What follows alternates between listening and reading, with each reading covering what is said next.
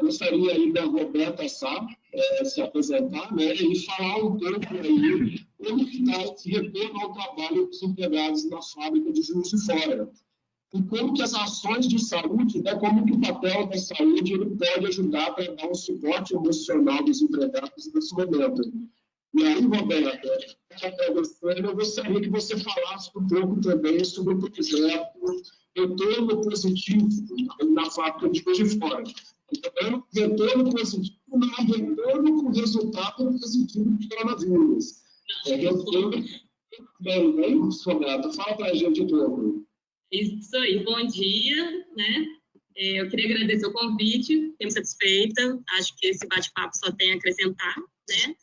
E a fábrica aqui de Juiz de Fora voltou com grande preocupação com a saúde e segurança, né, dos colaboradores. Para isso, todas as medidas de precaução estão sendo tomadas, né, uso de máscara, medição de temperatura, álcool gel, para prevenir, né, o vírus que está circulando, e também entramos com grande preocupação com a saúde mental. É um momento de grande estresse para todos nós, né, é algo novo, é algo difícil de gerenciar. Então, é fundamental que a gente alie os cuidados da saúde do corpo e da mente. E aí a gente entrou com esse projeto do Retorno Positivo, e é um projeto conjunto da fisioterapia com psicologia, em que eu e a fisioterapeuta vamos à área, né, dentro da linha de produção, e fazemos um trabalho do corpo e da mente integrados, né, um trabalho preventivo, para dar suporte e, eu acho que é segurança psicológica mesmo, né, de a gente estar junto deles e que a gente está disponível para cuidar deles de todas as formas possíveis, né. Então, a fisioterapeuta faz a ginástica laboral e eu entro com as orientações de saúde mental, faço relaxamento muscular, faço meditação com ele, exercício de respiração, para desenvolver estratégias para lidar com esse momento ansioso, né? Não só aqui, como também em casa, para levar esse conhecimento para a família, para a gente cuidar da saúde mental de todo mundo. Essa é a intenção do projeto. Está dando certo, a gente está bem satisfeito. Muito bom, Roberta, muito bom. Perguntando aqui para o Omar. Omar, gostaria que você se apresentasse também. E eu tenho acompanhado você nas redes sociais, Omar, e vejo que você tem feito algumas lives sobre ergonomia e home office. Ou seja, as pessoas que estão trabalhando em casa. Dentro da ergonomia psicossocial, quais são as dicas para manter a saúde emocional no home office? Os nossos colegas de RH que estão trabalhando em casa, e aí tem que dividir, né, trabalho com maior proximidade com a família, o isolamento social, o pet também, né, o cachorro, toda hora chamando a atenção. Então, como equilibrar saúde emocional e home office, Omar? Bom dia a todos. Vocês me ouvem bem? Sim. Infelizmente não terão o prazer de me ver, mas por questões técnicas aqui. Parabéns a todos aí do RH, né, desse dia. E obrigado pelo convite e de participar desse bate-papo com a doutora Roberta, o doutor Fabrício. Bom, primeiro eu queria conceituar 2 pontos importantes, que é o seguinte. O primeiro, eu digo que nós não estamos em home office, nós estamos em quarentena office. O cérebro ele é cognitivo, então a gente precisa compreender algumas coisas, internalizar algumas coisas, porque isso faz sentido para a gente e a gente começa a ter um controle maior das questões de ansiedade, por exemplo. Então, se a gente entender que numa situação de quarentena office, não de home office, o filho que estaria na escola, está em casa, não teriam 2 pessoas, o marido e a esposa, o homem e a mulher trabalhando em casa juntos. Um estaria na empresa, outro estaria em casa. Que não teríamos uma pandemia. Tudo isso faz com que acentue todas as demandas que é trabalhar em casa, que é não ter uma organização que você tem dentro da empresa, em termos de estrutura, seja física ou organizacional, e de recursos. Então, você ter essa compreensão ameniza um pouco essas tensões que geram. Segundo ponto importante é que a gente não separa o corpo da mente. Então, tem 3 aspectos de demanda quando a gente fala em ergonomia de fatores psicossociais. Primeiro, demandas físicas, cognitivas e psíquicas. Nesse caso, o nosso foco é psico mais social, psicossocial. Dentro do físico e cognitivo, é mais evidente, é mais perceptível. A gente consegue identificar melhor essas demandas de constrangimento, de sobrecarga. Já na parte psíquica, é importante separar o psíquico pessoal, pessoa, e o psíquico situações de fora para dentro. Então, a questão pessoal, eu vou deixar para vocês, para a doutora Roberta e para o doutor Fabrício falar um pouco mais. Eu vou me atentar mais ao que a gente consegue controlar, que são situações de demandas que vêm de fora para dentro. E importante, aspectos físicos, que é muito comum quando a gente fala em dicas de home office, mobiliário, espaço físico, ajuste do monitor, cadeira, mesa, né? A gente foca muito nessas questões físicas, que, mais uma vez, é mais perceptível. E as questões cognitivas, tomada de decisão, raciocínio, memória, utilizar a tecnologia, quem não estava acostumado a participar de call, participar de usar aplicativos. Agora, essas demandas físicas e cognitivas que são mais perceptíveis, entre aspas, são mais controláveis, elas influenciam diretamente no ponto de vista das situações de fora para dentro, nas questões psicossociais. Exemplo, se eu não durmo, a falta de sono pode afetar, causar alterações afetivas. Então, quando você está em casa e você muda a sua rotina, e você não respeita horários, não tem rotina, não tem agenda, dorme mais tarde, estava acostumado a dormir às 21, começa a dormir à meia-noite, 1h da manhã. Isso altera o seu sono, vai ter interferências, vai ficar mais irritado, ansioso, nervoso.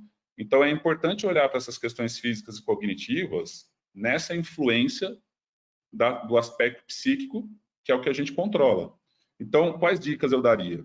Você olhar para o local de trabalho, se você tem um local minimamente adaptado, tanto em termos de divisão do que é casa, do que é trabalho, quanto das questões de imobiliários, questões estruturais, iluminação, ruído, tentar fazer essa adaptação, que muitas vezes não existe, tentar estabelecer uma rotina, como eu disse, a rotina ela é muito importante nesse momento, então não é porque você está em casa que você está de férias, e você tentar organizar isso da melhor forma com todos que estão com você ali, seja os filhos, o cachorro, a esposa, a sogra, vai complicando dependendo da estrutura que você está, né, quantidade de pessoas que você tem que dividir espaço, mas tentar conversar, tentar organizar essa agenda. E, por último, só puxar um gancho para fechar essa fala, o que o Alan Wisner, ele fala sobre ansiedade compartilhada. Então, mais para frente eu posso entrar um pouquinho nessa questão da ansiedade compartilhada, que é quando você tem uma situação de risco comum a todos. Exemplo, eu trabalho numa planta química e a qualquer momento pode explodir, ter um vazamento, pegar fogo. Esse risco comum gera uma ansiedade compartilhada. No nosso caso, é a pandemia. A qualquer momento eu posso perder um ente querido, eu posso ficar doente, eu posso perder o emprego, gera toda essa ansiedade compartilhada, que mais para frente eu posso entrar um pouco mais nesse aspecto do ponto de vista da ergonomia. Não sei se respondeu aí, Fabrício, mas era legal conceituar esses pontos. Muito bom, mano, muito bom. Acho que nós estamos numa ansiedade compartilhada. A gente está numa pandemia, né? Eu costumo falar que não é uma questão situacional, né? Não é uma questão pessoal, uma questão da empresa, ou uma questão da cidade, é uma questão mundial. Todos estão passando por esse momento, cada um num momento, né? Alguns países já diminuindo, outros ainda continuam semelhantes ao Brasil, às vezes ainda continua numa curva ascendente da pandemia. E por isso que é importante, né, a gente observar a nossa saúde mental e a nossa saúde emocional. E aí, até uma pergunta para a Roberta Sá, como que eu consigo perceber, como que eu sei que a minha saúde mental ela não anda bem? como que eu consigo perceber que algo não anda bem comigo, o que que eu devo fazer, o que que eu devo fazer para isso não ir, de certa forma, se acumulando e chegar no limite. Como que eu percebo que algo não está bem comigo?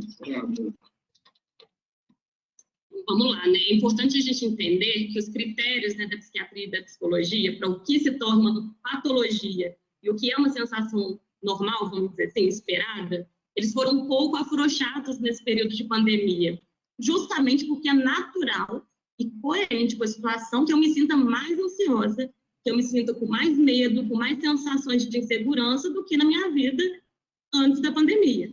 Então, assim, você se sentir com mais medo é totalmente coerente com a situação de agora. Vira um sofrimento, um caráter meio melancólico, de nostalgia, de tristeza. Esses sentimentos que têm vindo de uma forma mais recorrente, isso é esperado, né? Então, assim, é algo natural, não significa que eu estou entrando numa patologia mental. É importante a gente entender isso. Saúde mental não significa que eu estou feliz, alegre e contente o tempo todo. Muito pelo contrário. Significa que as ondas de sentimentos vêm e vão e eu consigo me reequilibrar. Isso é saúde mental, certo? Então, entendendo o momento pelo qual estamos passando, é totalmente coerente sentirmos medo, porque o medo é uma emoção que tem a função de nos proteger. Se eu não tiver um pouco mais de medo e de ansiedade nesse momento, eu não vou ficar vigilante o suficiente para tomar tantos cuidados de higiene necessários, né? Então, é importante, sim, eu estar um pouco mais atento e vigilante, o que causa desconforto. É uma sensação muito desagradável, desconfortável, ficar mais ansioso e com mais medo. Mas como que eu sei, né, que isso não está natural, que isso está me sobrecarregando, porque o medo e a ansiedade a longo prazo, né, numa intensidade muito grande todos os dias, ele se torna um problema, né? Ele me paralisa. E a linha é muito tênue. Então, é um termômetro muito pessoal. Eu pediria para vocês, né, cada um na sua vida, se analisando, entrando em contato com essas sensações, perceba, por exemplo, alteração de sono e de apetite, ou para mais ou para menos, são sinais do nosso corpo. Então, assim, eu tenho desejo, vontade, desânimo, vontade de ficar na cama o dia todo, não consigo abrir o olho, muito sono, ou eu tenho insônia.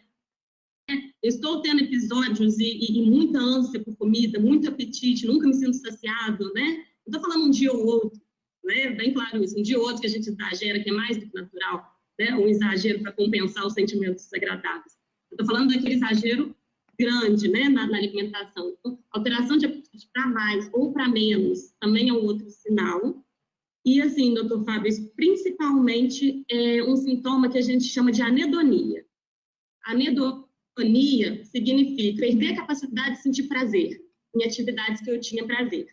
Então, para cada um, né, investigar dentro de si, estou ansioso por alguma coisa, né? Quando eu tenho um objeto específico vinculado ao meu sentimento, é assim que a gente funciona, é um sentimento. Pode ser desagradável, mas eu estou ansioso porque, como o doutor Marco falou, alguém da minha família pode ter contraído o vírus, eu estou ansioso porque, né, eu vejo muita notícia, enfim, totalmente coerente, né, com a situação. Mas num momento de relaxamento, de tranquilidade com a minha família, né, eu não estou conseguindo sentir prazer, né, sei lá, eu gosto de alguma atividade em casa, não estou conseguindo gostar disso mais, esse é o termômetro, né, ficar de olho, né, nesse sintoma da anedonia que eu falei, é o principal que dá para a gente ter esse terreno. E cuidar da saúde mental, né, é algo que requer disciplina. Você perguntou, né, o que dá para a gente fazer para não chegar lá? O que é disciplina, né? É ter uma rotina, como o doutor Omar falou. Cuidados de saúde mental também exigem rotina, dedicação e disciplina. Às vezes a gente pensa que cuidar da saúde mental é só relaxar. Não é, né? Então, assim, eu tenho que fazer uma atividade física, por menor que seja em casa, manter meu corpo em equilíbrio, me alimentar de um modo saudável, cuidar do meu sono, né? Fazer uma meditação, relaxamento, fazer atividades que me façam bem, enfim, é todo um equilíbrio que se a gente não tiver atitudes diárias para cuidar da saúde mental, é natural que ela desande.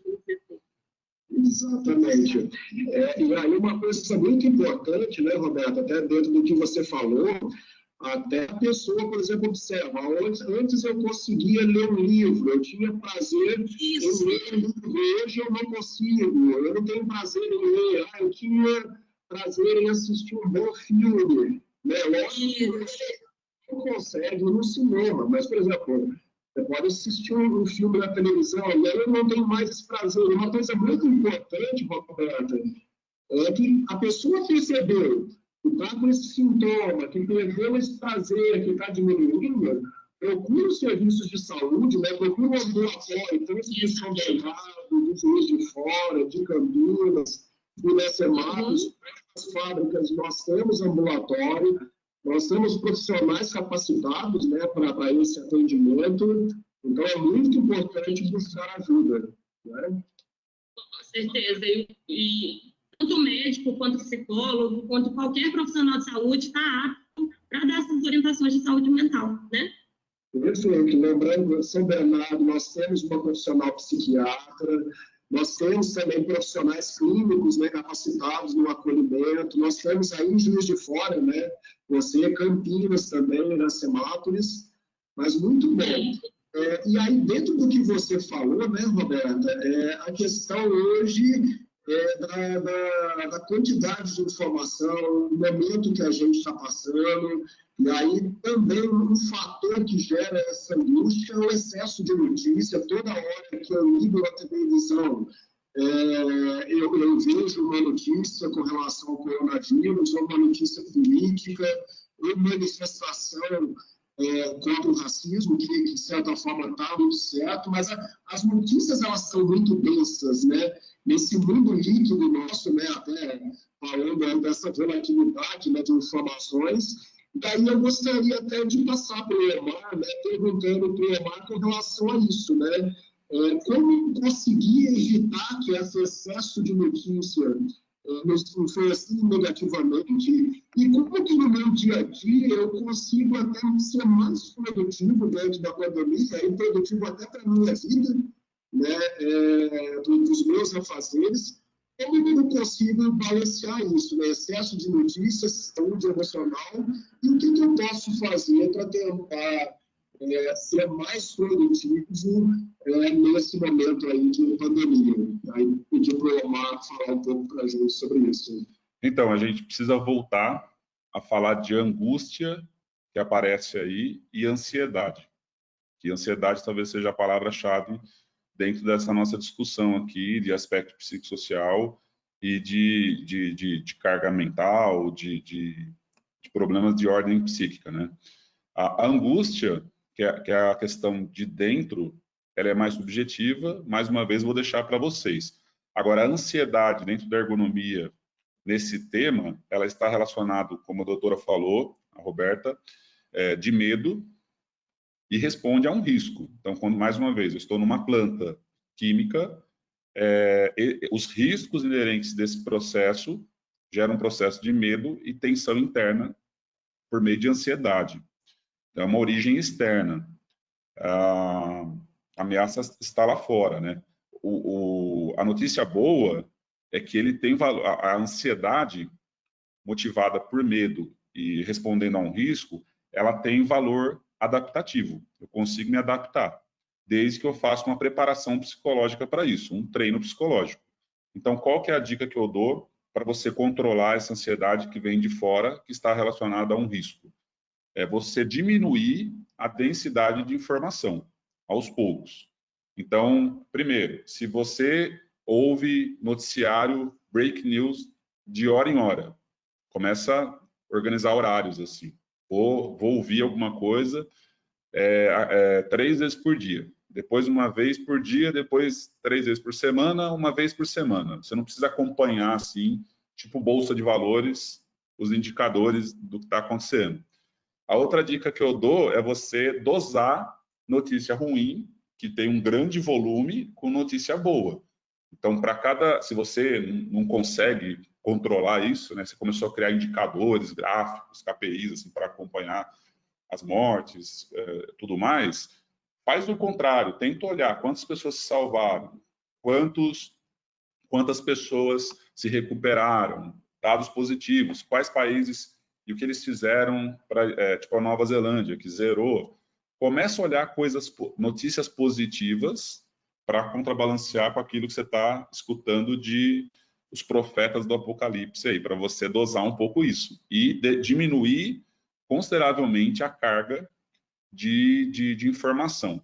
E também procurar uma fonte mais equilibrada de informação para que você também não fique caindo nesses canais sensacionalistas, desses telejornais que tipo notícias populares, para quem é mais antigo ainda, você torcia, saía sangue. Tentar encontrar uma fonte de um filósofo, de um antropólogo, de um cientista, mais para a ciência, menos para, sabe, para aquela questão de apelo emocional e um negócio mais técnico, que eu acredito que dosa um pouco melhor realmente o que a gente está vivendo. E com relação à produtividade, tem 3 pontos que eu posso trazer aqui. Primeiro, eu costumo dizer, você não está na sua casa e você não está no trabalho. Então, você precisa criar esses mentalmente e, se possível, fisicamente, e mais uma vez, dentro de um acordo do que é legal para todo mundo que está dividindo esse espaço com você, o que é trabalho, o que é casa, seja nos horários como no espaço físico mesmo. Então, não vai acordar e ficar de pijama. Você tenta acordar nos mesmos horários que você acordava normalmente e toma um banho. Não precisa colocar uma gravata, um blazer, um terno, mas coloca uma roupa mais formal. Mais uma vez, o cérebro é cognitivo. Ele precisa desse input, dessa informação que você vai trabalhar. Então, você não trabalha de pijama, ele fica confuso para o cérebro, né? Então, tenta criar uma condição mais próxima daquilo que você teria indo para um escritório formal. Segundo, quem não é muito ligado aí às tecnologias, aplicativo, se faz muito necessário, que a gente está fazendo aqui, desde o uso de uma ferramenta para uma call, como aplicativos por exemplo, o Trello, poderia dar uma dica aqui de você compartilhar atividades para saber, porque um problema do home office, né, é o oposto do que a gente está discutindo aqui. Está todo mundo em casa, mas numa condição de home office normal, você fica sozinho. Aí tem esse lado ruim também, né? Você não compartilha informações, atividades, gera um certo isolamento ali. Também não é legal. Muitos que estão aqui talvez estejam nessa situação também, sentem falta de compartilhar atividade, de conversar com pessoas, não pode ir num coworking, não pode ir no escritório. Então, isso também, o domínio dessas ferramentas, buscar essas ferramentas tecnológicas, pode nos ajudar a organizar melhor frente à falta de recursos. E, por último, eu dou uma dica, que é o Pomodoro Time, que seja em casa ou no trabalho, no escritório formal, a gente tem muito problema com foco, em casa mais ainda, tem muita coisa competindo a nossa atenção, então é preciso você fragmentar tempos, mas sem uma imposição de fora, você achar o que é melhor para você. E como que funciona o Pomodoro rapidamente? Você fraciona ciclos de foco e relaxamento. Então, eu vou setar lá o relógio para 25 minutos de foco, 5 minutos de relaxamento. Depois desses 4 ciclos, 25, 5, 25, 5, 25, 5, eu vou ter um intervalo maior de 15 a 30 minutos. E você vai achar qual que é o melhor tempo de foco e de relaxamento. De repente, vai ser 30 minutos de foco, 10 de relaxamento, e aí você consegue ter um foco maior, uma produtividade maior, porque, mais uma vez, como a doutora também, a Roberta falou, você estabelece uma rotina de trabalho, você não dispersa tanto, e a sua produtividade acaba sendo maior. Muito bom, Omar. Obrigado aí pelas dicas, né? Até desses aplicativos, né? O Pomodoro, o Trello, todos eles são gratuitos, alguns eu até utilizo, e ajudam bastante a gente a administrar essa fase, né? Hoje a gente tem aí aplicativos para exercício físico, para yoga, para pilates, até meditação, eu tenho utilizado muito bacana de meditação, chama Meditotopia. Depois eu até mando para o grupo também, bastante interessante. E aí, dentro desse assunto também, aí gostaria que a Roberta falasse para a gente de um projeto que eu acho que tem um pouco a ver com isso também, né? Do nosso tempo, do nosso momento, que é um projeto em Juiz de Fora, que é o projeto Se Liga, Não Desliga.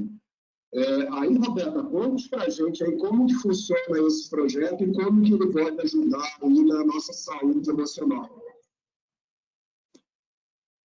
Vamos lá, o Se Liga, Não Desliga, eu queria explicar esse nome, né? A gente pensou no Se Liga, porque é importante a gente se ligar, se conectar, entrar em contato com a tecnologia, mas não desliga de você, da sua saúde, né, dos seus amigos, da sua vida. Então, a ideia é ter esse controle de como que eu posso me relacionar com qualidade com a tecnologia. Esse projeto, Dr. Fabrício, ele se iniciou devido às pesquisas em psicologia que apontavam que o mais novo transtorno mental seria vício em smartphone. O Brasil, ele tem mais ou menos o uso de tecnologia de smartphone de 4 horas e 48 minutos por dia. O brasileiro usa em média. Então, é um índice muito alto.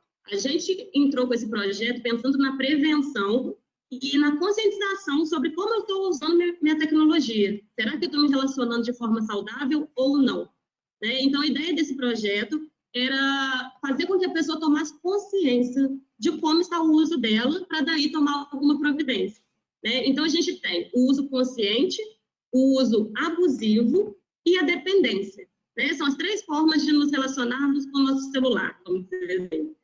O uso consciente, o próprio nome já diz, Eu sei o quanto de tempo que eu uso, eu controlo perfeitamente quando eu quero e quando eu não quero usar, aquilo não domina a minha vida. O uso abusivo é quando o mundo virtual já está começando a ficar mais importante para mim do que o mundo real. Então, assim, eu vivo mais em rede social, em celular, do que na vida real mesmo. E a dependência, o próprio nome já diz, é quando você não tem mais controle. Então, você precisa de cada vez mais, você aumenta gradativamente o seu uso para satisfazer aquela sensação, para dar um alívio. Você fica extremamente ansioso se você não está perto do seu celular, enfim. Então, esse projeto, a estratégia foram palestras e rodas de conversa sobre o assunto, dando ferramentas para que a pessoa mesmo tenha autonomia de identificar, será que o meu uso está bom ou o meu uso não está bom? Mais voltado para a qualidade, não para a quantidade. Atualmente, a gente precisa trabalhar de home office, nós ficamos muito tempo ligados no computador, por exemplo. Mas eu sei desligar, eu sei a hora de parar, tudo para a gente saber, será que eu estou com equilíbrio, E junto com isso, a gente traçava estratégias para se relacionar melhor com o celular, por exemplo, Tem vários aplicativos que tiram, por exemplo, as notificações, diminuem a cor dos aplicativos que você coloca. Tudo isso a gente dava de estratégias para a pessoa conseguir se livrar desse vício, vamos dizer assim, não exagerar. Essa que era a ideia. Hoje em dia, a tecnologia tem sido um grande aliado para a gente se aproximar de pessoas, o que é ótimo, Estamos isolados, usar bem a tecnologia é sempre bom. Mas esse projeto surgiu do uso abusivo que a maioria de nós geralmente temos, das tecnologias. Exato, exatamente. A gente precisa de fazer esse equilíbrio, A gente tem que ter esse equilíbrio com relação ao uso exagerado da tecnologia. Dependendo, nesse momento, fazer uma atividade física, brincar com o filho, ler um livro, cozinhar, Eu tenho cozinhado algumas coisas diferentes, está saindo ruim pra caramba, Mas tenho feito isso também.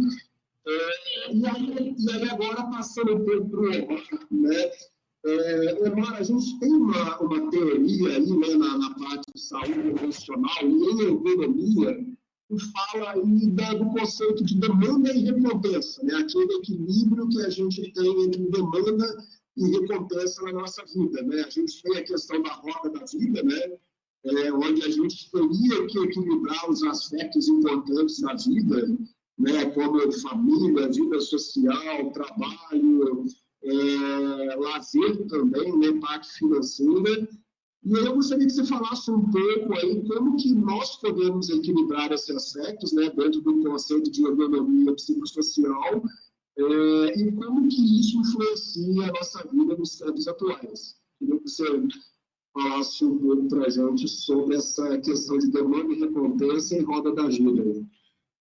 Tem um estudo tem até no YouTube, se você buscar, um estudo que eles fizeram nos Estados Unidos com crianças, do marshmallow lá, que colocava o marshmallow na frente da criança e dava uma recompensa se ela não comesse dentro de um prazo lá.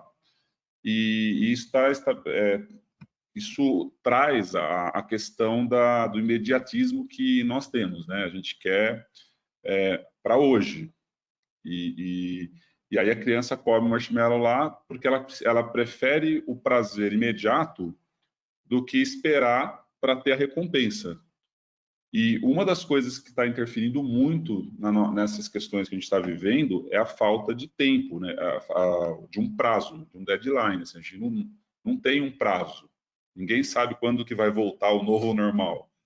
Então, até a doutora falou da questão de perder a percepção daquilo que é prazeroso, porque você não tem um retorno imediato, né? Tudo isso que a gente está falando aqui, às vezes não vem imediatamente o benefício. Então, não tem essa questão da recompensa, não é imediata. Outra questão importante é que quando a gente está na empresa, tem toda uma organização. As pessoas têm 5S, tem estrutura de TI, tem várias áreas, né? Psicologia, fisioterapia, dando suporte, que em casa você não tem. E aí, para equilibrar os pratos, como você colocou, doutor Fabrício, tem a questão da carga familiar, que é muito comum as mulheres experimentarem essa carga familiar, que eu tenho a carga de trabalho, mas quando eu chego em casa eu tenho filho, casa, o marido ali para cuidar, e que os homens estão experimentando agora, porque os dois estão em casa, por exemplo. Então, se você não tiver uma divisão de tarefas muito bem estabelecidas e de papéis, um vai ficar mais sobrecarregado que o outro. Então, é importantíssimo, e aí é muito de cunho individual, porque cada família, cada casa tem uma carga, dependendo do número de pessoas e da estrutura, mas é muito importante que se crie uma organização dessa carga familiar que faz sentido para todos e que cada um assuma um papel na distribuição de tarefas, seja da casa ou do trabalho, e flexibilidade de horário, de agenda, para que quando um está cuidando do filho, o outro possa executar o trabalho dele, e fazer essa organização para que não haja uma sobrecarga maior. E dividir os papéis, né?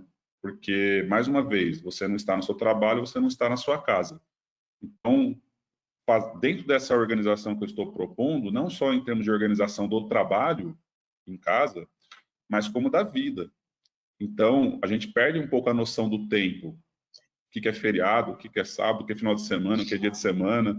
Então, o que o doutor Fabrício colocou, ter uma agenda de atividade física, de lazer, dentro do possível com os filhos, com a esposa, com o marido, para que você não tenha essa carga familiar muito sobrecarregada. Então, é preciso você dividir em caixinhas aí e fazer essa organização tipo Super Nani, vai para o quadro, pega um flipchart, cola post-it, faz um planejamento, sabe, da família, de horários, de atividades, para que um prato não pare de rodar lá, né? Você está sempre tendo que rodar os pratos lá para você poder equilibrar um pouco melhor essa questão pessoal e de trabalho e familiar. Nossa, excelente, Omar, muito bom. E aí até falando com relação à atividade física, né? A atividade física é fundamental, principalmente nessa fase, para a saúde emocional. A gente, em psiquiatria, a gente sabe que tem uma proteína, né, que quando a gente faz atividade física, essa proteína chama BNBF, ela aumenta a quantidade dessa proteína no cérebro e ela é responsável pela neuroplasticidade, pela parte cognitiva. Então, mesmo que não dê para fazer atividade física externa, fora, né? Tentar fazer alguma coisa em casa, subir escada, descer escada, com cuidado, né? Com segurança, fazer yoga, pilates, né? Tentar ter uma rotina de alongamento, de atividade física, para a gente, de certa forma, oxigenar o cérebro, né? Agora, já se abrindo para algumas perguntas, eu vou deixar vocês, no final, fazer as últimas considerações, mas eu já gostaria de abrir algumas perguntas aqui dos nossos colegas de RH. Então, o Antônio aqui, bom dia a todos. Bom dia, Antônio. Sabemos que na quarentena muitos têm dificuldade para tomar sol, principalmente crianças. A falta de vitamina D pode prejudicar a saúde mental? A reposição seria importante? Vou pedir para a Roberta responder qualquer coisa, você puxa aí a doutora Cássia para ajudar também, Roberta. Oi, a doutora Cássia está aí? Doutora Cássia, consegue falar com a gente? Acho que não, né? Bom, então, a vitamina D, ela é fundamental, assim. Eu queria saber, né, quem perguntou se está com dificuldade de tomar muito tempo de sol, né? Ou se pelo menos 10 minutos a pessoa conseguiria tomar algum sol, se dá para flexibilizar isso, né? Porque um pouquinho de sol, ele é necessário realmente, né? Para a vitamina D e para a nossa saúde mental também. Até pelo aspecto visual, de você olhar o céu, de você ver, né, a questão aberta, ter noção de intensidade, ela é realmente importante, sim. Se a pessoa puder dar uma adaptada no dia a dia para sair um pouquinho, né, para não se expor, mas para conseguir ter a vitamina D, é bem importante. A vitamina D hoje está bastante na moda, né? A questão da vitamina D, até para melhorar a imunidade, para ajudar na questão da imunidade. Só que a vitamina D não adianta eu comprar um comprimido e tomar um comprimido, né? Ela só é metabolizada, ou seja, ela só se transforma no ativo dela, né, na substância ativa, quando tem o efeito do sol. Só que essa quantidade de sol não precisa de ser muito tempo, né? Se a gente consegue, por exemplo, tomar 15 minutos de sol no final de semana, fazer uma caminhada, eu sei da dificuldade do isolamento, né? Eu, por exemplo, eu tenho final de semana, eu tenho saído de bicicleta, eu uso a máscara, né? Eu mantenho o distanciamento das pessoas, né? Eu uso o álcool gel, saio de máscara, mas é o momento para tomar o sol, para poder, de certa forma, metabolizar a vitamina D. A pessoa tem uma varanda, se na área do prédio ela pode dar uma volta, né? Não é tomar sol durante horas, até mesmo porque a gente tem um aspecto contrário, né, do câncer de pele. Mas é aí 15 minutos, um período pequeno aí, para a gente poder ter o metabolismo da vitamina D. Né? Uma pergunta aqui da Valquíria, com relação às crianças, que aspectos observar nessas mudanças comportamentais? E como cuidar da saúde mental delas também? Essa eu respondo aqui a parte de crianças, né? Crianças, elas estão acostumadas a ter uma rotina de atividade, a ter uma rotina de sair, de brincar, né? Então, e a criança ela tem uma dificuldade para ela entender esse momento, né? Esse momento aí de isolamento, o que é pandemia, por que todos estão utilizando máscara. Então, na parte aí de psiquiatria infantil, uma coisa muito importante nesse aspecto é a gente tentar conversar com a criança, tentar explicar esse momento, sem ser técnico, né? Falando, olha, é um momento que a gente tem que cuidar da nossa saúde, é um momento que a gente tem que, de certa forma, usar a máscara, lavar a mão. Então, ao conversar, e também tentar, de várias formas aí, criar uma rotina de atividades durante o dia. Assistir desenho, fazer uma atividade em casa, como os pais estão mais em casa, tentar ter um momento para brincar, um momento para se divertir. Eu acho que mesmo as crianças estão muito isoladas, né, nesse momento, não podendo brincar com os coleguinhas, acho que nunca a gente teve tanta oportunidade dos pais poderem brincar com as crianças, ter contato, fazer uma atividade, assistir um filme junto. Então, acho que tem esse ponto positivo também. Não adianta a gente ficar em home office o dia inteiro, né, e não ter o tempo para a criança. Então, tem um momento também para elas. Né? E aí, uma outra pergunta, né, da Beatriz aqui: como se desligar das tarefas após o término do expediente? Aí eu vou pedir para o Omar. Omar, é anemia cognitiva psicossocial. Como se desligar das tarefas após o término do expediente e como podemos suprir a falta de transição de ambientes proporcionado pelo deslocamento do trabalho em casa. Né? Então, como se desligar do trabalho depois que acabou o expediente? Lembrando que o pessoal está até em jornada reduzida. Dá umas dicas para nós aí, né, Marcos, fazendo favor. Então, eu vou até dar uma dica de um livro do Christian Barbosa, que ele escreveu A Tríade do Tempo, que deu origem, inclusive, ao nome da ergotríade. A tríade vem da tríade do tempo. E ele escreveu um livro, inclusive, é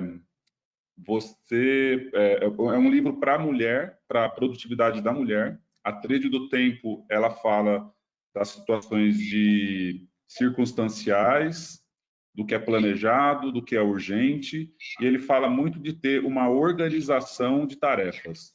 Então, quando você tem uma to-do list, quando você tem uma organização, um Scrum, é outra dica que eu dou, o livro do Scrum, que ensina a utilizar a sequência de Fibonacci para priorizar ações, sistematizar a organização da agenda em post-its. Essas estruturações, onde você enxerga melhor as tarefas, o que você tem que fazer, o que é importante, o que é urgente, o que pode esperar, o que é circunstancial e o quanto isso está roubando o seu tempo. No final do dia, quando você, no Scrum, muda um post-it do a fazer para o feito, do fazendo para o feito, ou quando você tica lá, né, no seu caderninho, a sua to-do list lá do que você fez, do que você planejou que iria fazer, isso dá uma resposta para o seu cérebro de entender que a missão está cumprida, que agora vai ficar para amanhã, porque você tem um preenchimento do seu tempo, da sua agenda. Então, é extremamente importante usar a agenda, sabe, seja física ou virtual. É extremamente importante você distribuir a carga de trabalho dentro de compromissos, de cronograma, de deadline, para você poder mensurar isso. E aí, isso fica claro para o seu cérebro que você, por hoje, chega, né? E colocar, principalmente na sua agenda, compromissos pessoais. Então, como o Dr. Fabrício colocou, entra na minha agenda assistir um filme com meu filho. Esse é um compromisso que eu coloquei na agenda. E aí, o seu cérebro vai entender que você tem que cumprir aquele compromisso também, e não só o profissional, né? E vice-versa. Então, resumindo, utilize aí, de acordo com um Trello, um Scrum, ou o livro da Tríade do Tempo, o método da Tríade do Tempo. A versão feminina é Você, Senhora do Seu Tempo, que lida muito com aquelas questões que eu falei da mulher, do trabalho extra, né? Você, Senhora do Seu Tempo é um livro e a Tríade do Tempo é outro livro para você tentar se organizar, mas principalmente usar agressivamente a agenda, tanto para as questões profissionais quanto pessoais, lançar tudo na agenda, passear com o cachorro, isso cognitivamente assim, você passa a enxergar como tarefa aquilo que é pessoal, que normalmente a gente não lança, né? O que é pessoal, fazer atividade física. Muito bom, Mar. É um livro que eu já li, chama A Tríade do Tempo, uma excelente dica para anotar aí no caderninho. É um livro muito bom de ler, que ele fala aí de lazer, família, trabalho. Uma excelente dica, muito bem lembrada, Mar. E aí, Roberto, uma pergunta aqui da Lidiane, até pelo tempo, provavelmente vai ser a nossa última pergunta. Da Lidiane perguntando: como podemos reprogramar o nosso cérebro para a volta da rotina? E quando isso tudo passar? Né? E eu tenho certeza que vai passar, né? Já tem vacina sendo estudada, já tem medicamento, outros países já estão, de certa forma, numa fase diferente da nossa, né? Já, de certa forma, passando esse período difícil. E quando isso tudo passar, Como que a gente reprograma o nosso cérebro para voltar ao normal? Eu acho que a palavra de ordem assim, desse momento e de todos os outros é adaptação, é flexibilização. Né? Nós vivemos, né, antes da pandemia, vamos dizer assim, uma falsa sensação de controle, de que eu consigo controlar todas as circunstâncias, de que tudo será como sempre foi. E aí, de repente, a gente teve esse trauma coletivo, né? Tudo mudou, tive que me adaptar e tudo mais. Mas o mundo já vinha mudando, e você ser flexível, né, e ser adaptável já é algo a ser desenvolvido, já é algo muito valorizado no mercado de trabalho e nas relações pessoais. Então, da mesma forma que nos adaptamos para esse momento tão caótico, nos adaptaremos para o próximo momento. Então, o que eu estou querendo dizer com isso? Não dá para a gente ter certeza. E se acostumar com esse fato diminui um pouco a nossa ansiedade, porque a ansiedade nada mais é do que uma intolerância à incerteza. A gente compreendendo um pouco de que tá, tudo bem, até determinado momento, até determinada coisa na minha vida eu consigo controlar, mas a maioria das coisas estão fora do meu controle, quando eu me acostumo com essa ideia que foi imposta para a gente de uma hora para outra, vai ficar muito mais fácil me adaptar às novas circunstâncias da minha vida. Tanto o retorno à rotina natural, que eu não sei como vai ser o novo normal, né? Porque é incerto, como esse período de agora. Então, assim, é trabalhar a flexibilidade, é trabalhar a adaptação, é algo interno mesmo. Não tem receita. Muito bom, Roberto. Tem uma última pergunta, essa eu vou deixar para mim aqui responder, para eu responder, desculpe. Como ajudar, a pergunta da Maria Carolina, como ajudar a saúde emocional dos pais, nossos pais, que estão sozinhos ou estão em casa com a gente? Essa eu posso responder, Maria Carolina, até te agradeço pela pergunta. Meus pais, eles estão sozinhos, né? Eles moram numa cidade do interior, eles estão em isolamento, lógico que tem a família toda lá, cidade de Lavras, Minas, né? E o que eu tenho feito? Aí também não existe uma resposta pronta. O que eu tenho feito? Eu tenho conversado todos os dias com eles. Para eles é algo novo, né? Eu converso muito com meu pai, ele fala, já passamos por vários momentos difíceis, né? Por fases aí muito difíceis na vida, até no mundo, inclusive, né? E até no Brasil. Mas eles não estão acostumados com esse momento de isolamento, de distanciamento do filho, de distanciamento dos netos. Isso é algo muito novo, né? A incerteza, né? Talvez muitas das vezes até no final da vida, né? Essa incerteza. Eu tenho falado com eles diariamente, eu ligo, eu uso aí a tecnologia, que é o que a gente falou bastante, eu ligo a câmera do celular para falar com eles. Eu tenho me programado até para encontrar com eles, lógico, com menos periodicidade, mas aí eu uso a máscara, eu mantenho uma distância, mas é conversar. É conversar. O fato da gente talvez não estar junto, não estar próximo, não quer dizer que, não estando fisicamente, a gente não possa estar emocionalmente. Então, assim, é conversar, é ligar, é falar, é perguntar como que eles estão, é dar dicas de prevenção, é pedir para eles usarem a máscara e sempre trazer um otimismo, falando que vai passar, que este é o momento. Isso é uma situação no mundo, né? Não é eles que estão assim, não é nós aqui que estamos só nessa situação, que é uma situação mundial, mas sempre tentar conversar, colocar os filhos, os netos para fazer uma conferência, né, pelo celular, pelo computador, para usar a tecnologia. Pela questão do horário, eu quero deixar, eu pedir para a Roberta informar bem brevemente, fazer um último comentário, eu vou pedir para ser bem breve, e aí no final todos vão abrir as câmeras aí para a gente tirar uma foto e mais uma vez agradecer a todos. Então, Roberta, começando com você, o último comentário aí, a última observação, e depois o Omar. De saúde mental, peraí, tem alguém aqui? Eu queria complementar o conceito de saúde mental, passa muito pelas nossas relações. Então, assim, algo que tem chegado muito a mim, né, não só em atendimentos, em perguntas, são relações amorosas dentro da quarentena, né? Então, eu gostaria de comentar isso, porque eu acho que, de repente, bem, né, cuidar dessa parte. né? Enquanto você vive na mesma casa, né, que você está, né, com seu companheiro, companheira e filhos, tentar quebrar um pouquinho essa rotina, fazer lá o seu jantarzinho, fazer o seu, né, o seu ritual de romance também, entendeu? Não esquecer dessa parte. É porque a gente está observando em outros países também um problema pós-pandemia, né? Então, queria falar isso para você lembrar de cuidar dessa relação também, né? Não só com os filhos, com a gente mesmo. E comentar a questão da adaptação, da flexibilização, que nós aqui na Fábrica de Juiz de Fora já vimos trabalhando esses conceitos, né? O RH através do MOVE, né? Esse programa de abrir mesmo o mindset, se abrir para o novo. E aqui no Espaço Equilíbrio, que é o nome do nosso ambulatório, nós também estaremos privilegiando o equilíbrio mental e do corpo. Só queria dar esse recado. Bom, muito obrigada. Obrigado, Omar, pedindo que você fale brevemente.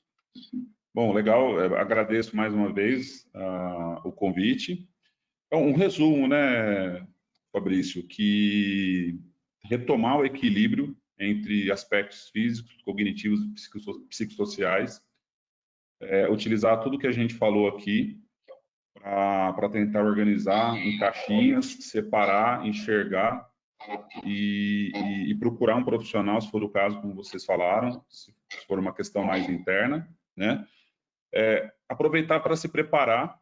Eu estou para lançar aí uns 4 projetos novos de cursos online,